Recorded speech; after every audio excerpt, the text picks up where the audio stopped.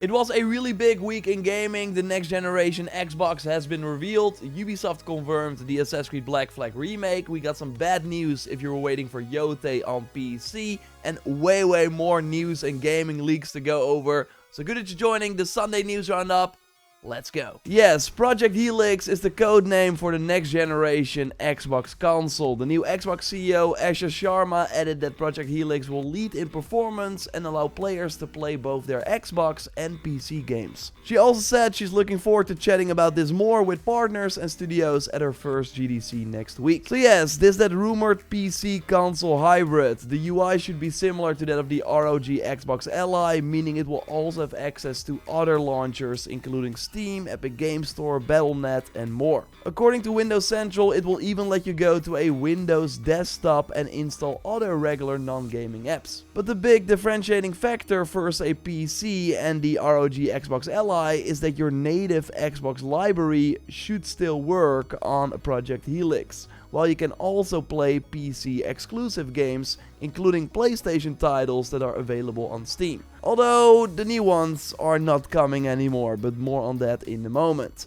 Now this new Xbox console still has a lot to prove because the overall Xbox hardware business is kinda struggling right now. There were rumors that Xbox will drop the live requirement for online play, so that should already be huge, but the price will be important as well. It seems like they're targeting the high-end gamer, meaning it will likely not directly compete with the PlayStation 6, which will probably still position itself as the console for the mainstream audience as well. 2027 is the rumored date for Project Helix, which would mean it launches before the PlayStation 6 if that console is indeed delayed.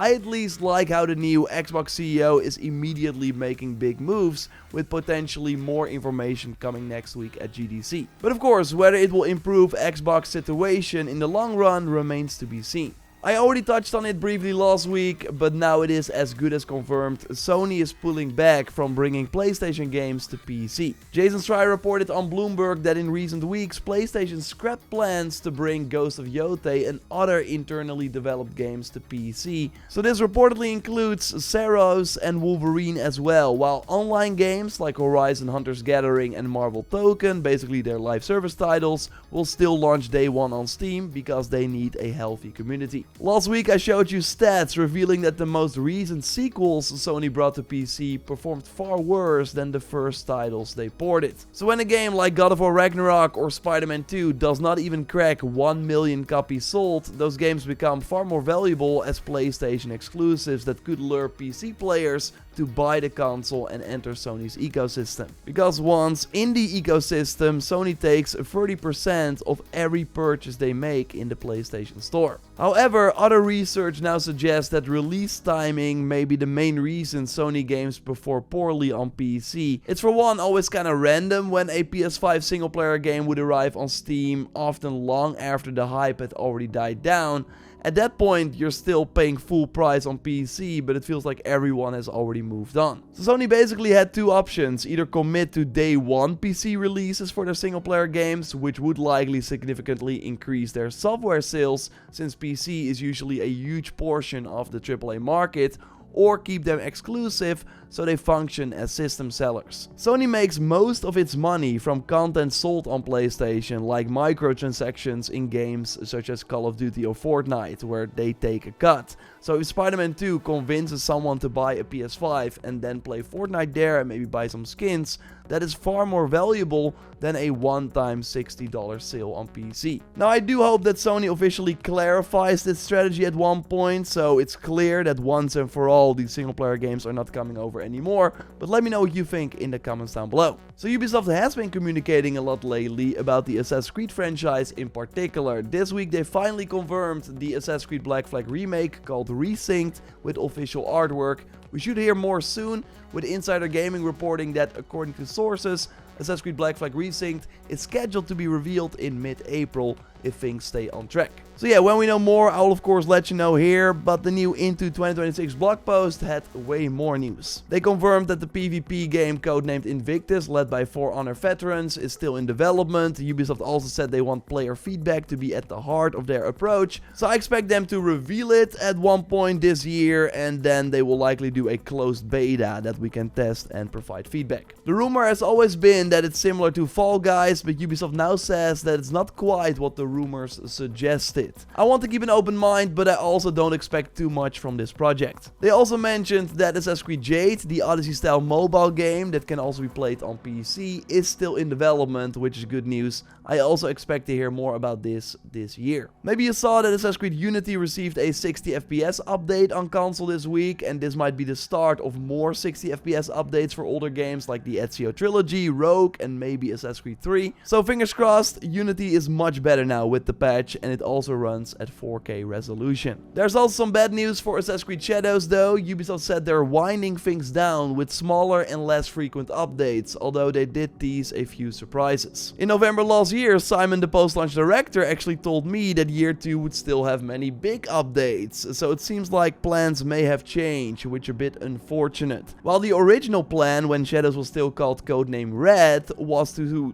support Shadows even after Hexay came out, but yeah, that's not happening anymore. So in the blog post, Ubisoft did say that Hexay will be a unique, darker, narrative-driven Assassin's Creed experience, but we will still have to wait a bit longer before getting new information. So yeah, last week I talked about the new leaders for Assassin's Creed, and now a week later we already have a post detailing what we can expect in 2026 without giving away too much, but still letting us know, yo, we're working on a ton. I think it's all pretty good news, but of course actions speak louder than words, so let's wait and see what happens. And real quick, I need your support. So as you might know, I'm not making anything on these Sunday videos. All the ad revenue goes to the editor, Tom, who does a great job, and that's totally fine with me. Like, I love doing these, and it's really cool to see many of you looking forward to it every Sunday. But yeah, that means that it's nice to have a sponsor once in a while, and Remedy wanted to sponsor a part of the quick shots. So they're doing that for Control Resonant. That really helps me out. So my question to you is, support those parts. That would be awesome, because then I can keep doing this for as long as I can. I have no plans to stop, but that support just helps quite a lot.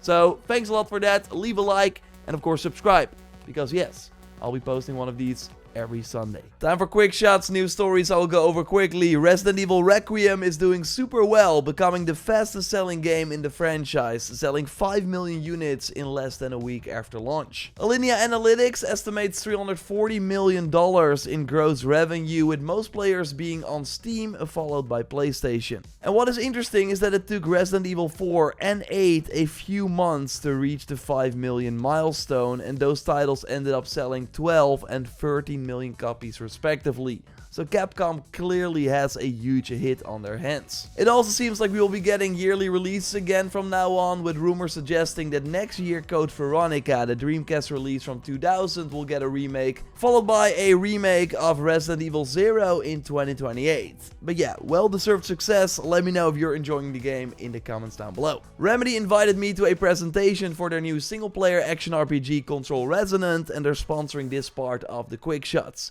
Again, without their help, these weekly news roundups would not be possible every Sunday. And it's awesome that they reached out, because Control Resonant has been on my radar ever since the Game Awards reveal. I loved the first Control. It won many Game of the Year awards in 2019. And what is cool is that it's still staying true to the Control DNA, while also feeling like a completely new experience that does not require any prior knowledge of the Control franchise. We get to explore the outside world of Manhattan this time, instead of the indoor areas of the oldest house, which means much more environmental variety. The amazing Remedy art direction is on full display here, but the game is also more open-ended. We can explore the different zones however we like, pick up side missions, do combat and puzzle activities, and also find more secrets than the first game. There's also much more depth in combat, but it's still all about aggressive play to activate your abilities and then execute enemies, and we can decide how to approach that.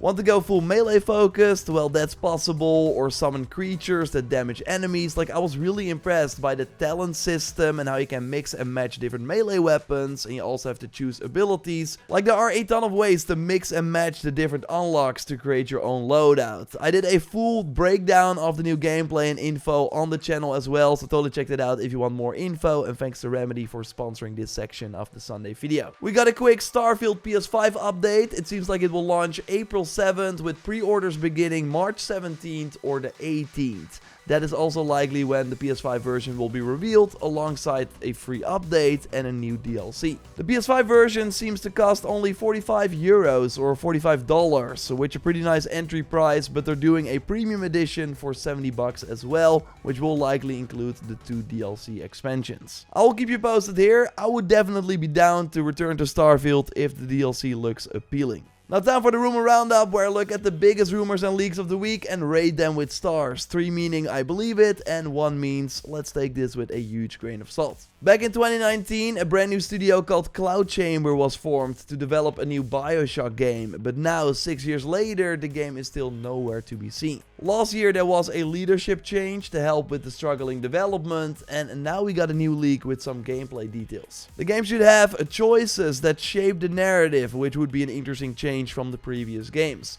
Realistic physics, and we might be able to destroy the environment. Enemies that tactically react and adapt. There should be RPG-like elements with a semi-open world structure, leaning more into immersive sim design. So I'm giving 2 stars for this. The leaker is Fee Cooper, who had several correct details about Tomb Raider Catalyst, although not everything that he noted has been confirmed, like that we can ride a motorcycle, although I hope that's true. So we will see if these new Bioshock leaks turn out to be correct. An ArtStation page listed the game for 2028 a while ago, so maybe it will be revealed sooner, although you would think that Judas, the game from the Bioshock creator Ken Levine, would have to launch first, right? I don't think you want to have like the 2 games competing. Both are from 2K, so we will see. Let me know if you're looking forward to the return of Bioshock in the comments down below. This coming week, we get the launch of the Ghost of Yotei Legends mode. Sucker Punch has been kind of quiet since the State of Play trailer, but I'm sure they will push it heavily around the March 10th release date. I'll be streaming it, so I hope you can join for that. Other releases include Monster Hunter Stories 3, John Carpenter's Toxic Commando,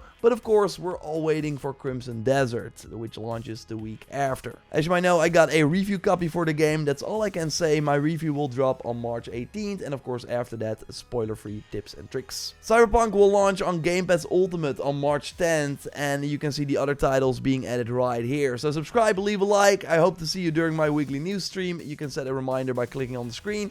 I will speak to you soon. Goodbye.